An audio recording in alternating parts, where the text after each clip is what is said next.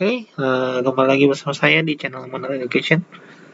Pada video hari ini, kita akan membahas materi kinematika untuk persiapan Olimpiade Fisika, ya persiapan kompetisi sains nasional ya namanya sekarang. Jadi kita bahas dulu sendiri apa itu kinematika. Mohon maaf, kinematika itu adalah ilmu pengetahuan dan cabang ilmu fisika yang mempelajari gerak tanpa penyebabnya.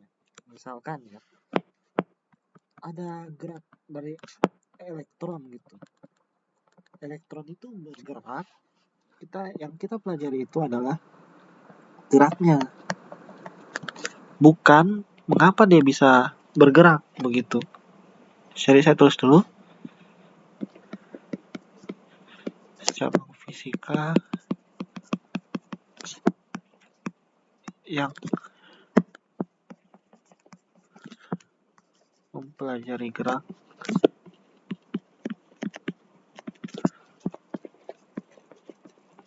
tanpa mempedulikan penyebab.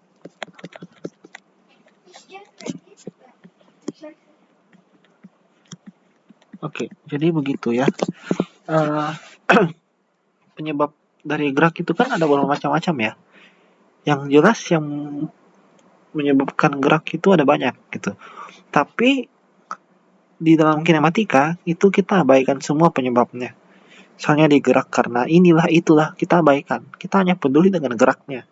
Misalnya arah kecepatannya, nilai kecepatannya, percepatannya, perpindahan posisinya dan sebagainya.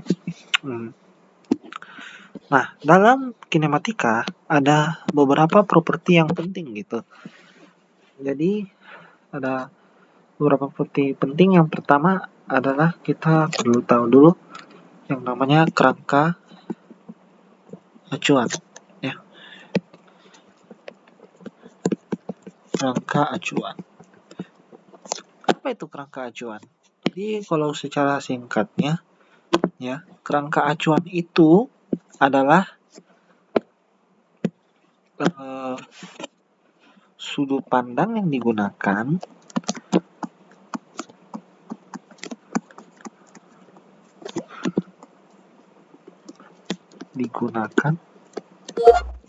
mohon maaf karena saya suka muncul otomatis ya, digunakan untuk mengamati peristiwa fisik.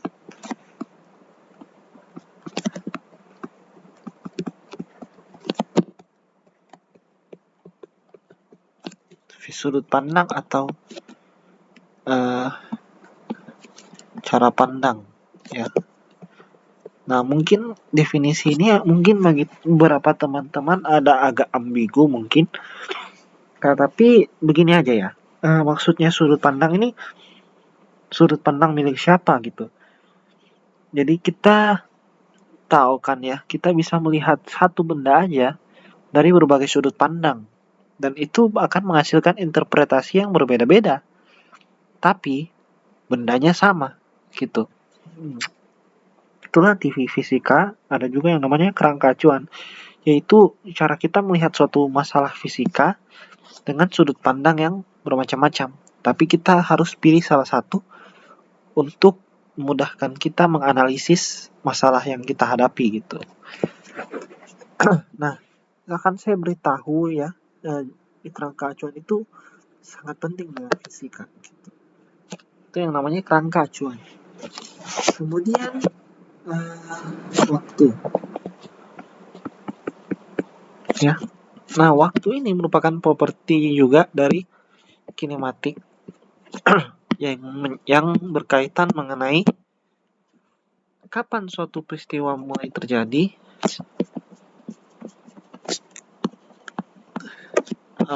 bila mengajarkan definisi ya. Jadi waktu itu adalah properti yang menunjukkan kapan peristiwa terjadi dan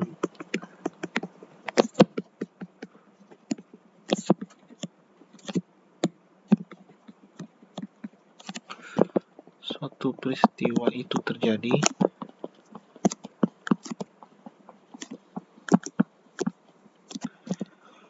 serta durasinya gitu. Jadi misalnya kita melihat ada kelereng awalnya diam, lalu diberi kecepatan awal, kita abaikan penyebab yang menyebabkan kecepatan itu kelereng itu punya kecepatan awal.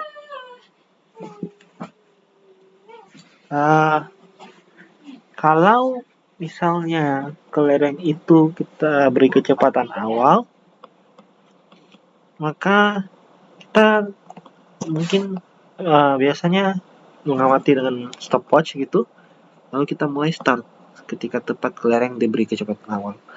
Nah, waktu saat kita mulai start itulah menandakan kapan peristiwa itu terjadi gitu. Saat T sama dengan 0 atau saat waktu masih menunjukkan 0 gitu.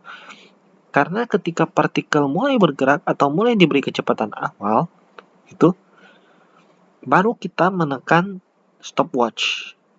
Akan tetapi jika pada awalnya stopwatch sudah berjalan dan baru setelah stopwatch berjalan kita beri kelereng dengan kecepatan awal, maka waktu yang ditunjukkan maka pada saat kelereng mulai bergerak atau mulai diberi kecepatan awal, kita lihat waktu di stopwatch, baru kita lihat waktu di stopwatch begitu. Misalnya kita lihat di stopwatch jarumnya menunjukkan saat detik ketiga.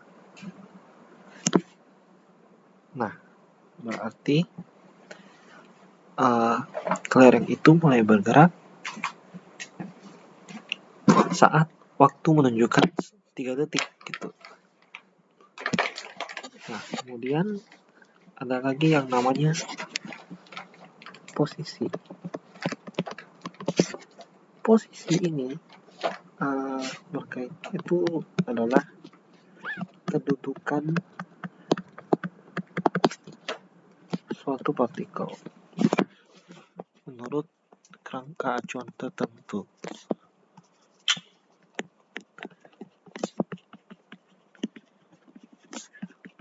Jadi kalau posisi saya rasa teman-teman mungkin sudah punya gambaran umumnya. Tapi untuk definisi fisiknya, posisi itu menyatakan kedudukan suatu partikel menurut kerangka acuan tertentu gitu. Nah, ini kita bisa jelaskan lagi gitu.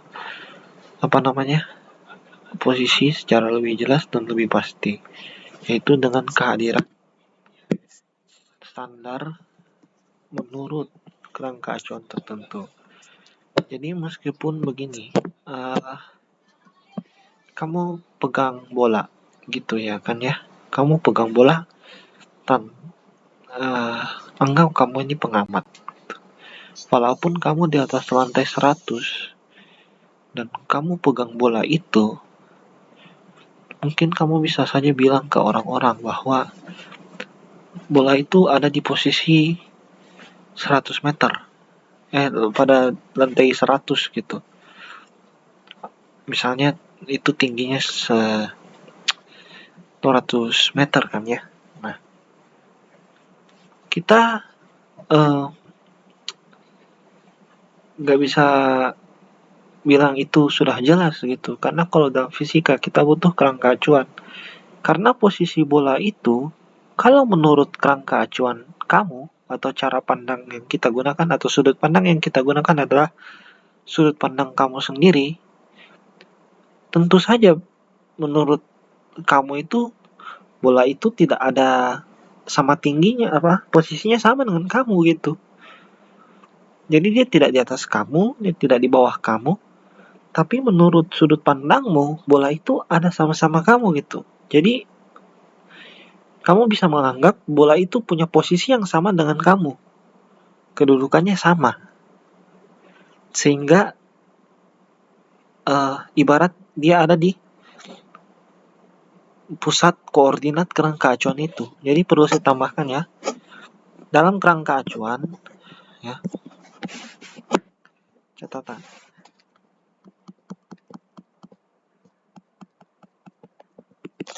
Posisi itu dinyatakan menggunakan kerangka acuan tertentu, menggunakan sistem koordinat tertentu ya.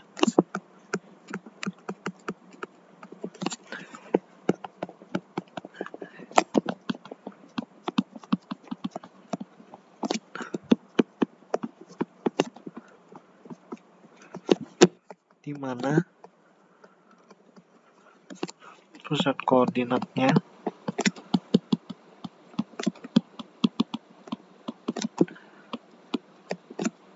ada pada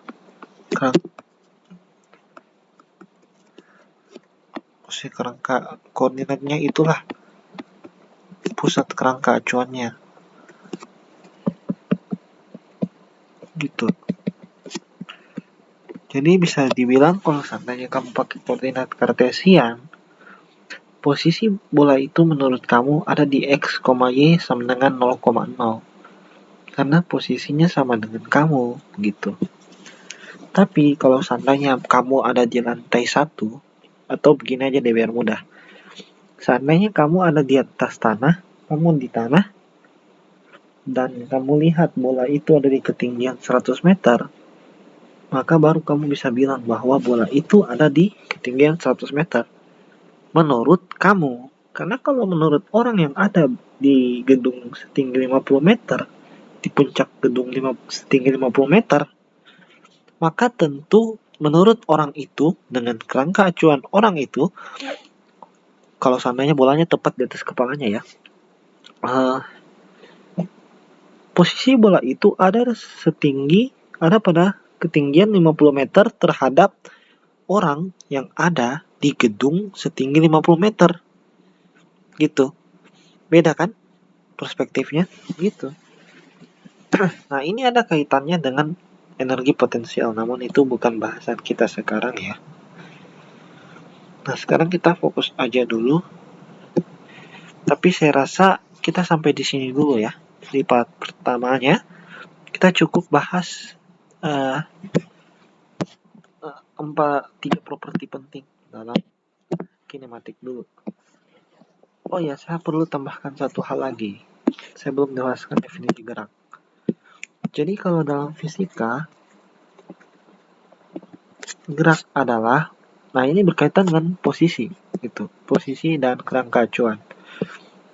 Jadi gerak adalah perpindahan posisi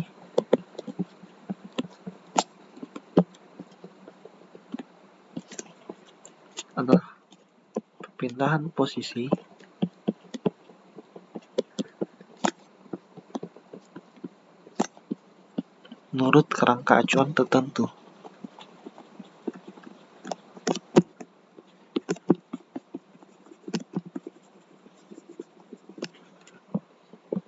Gitu.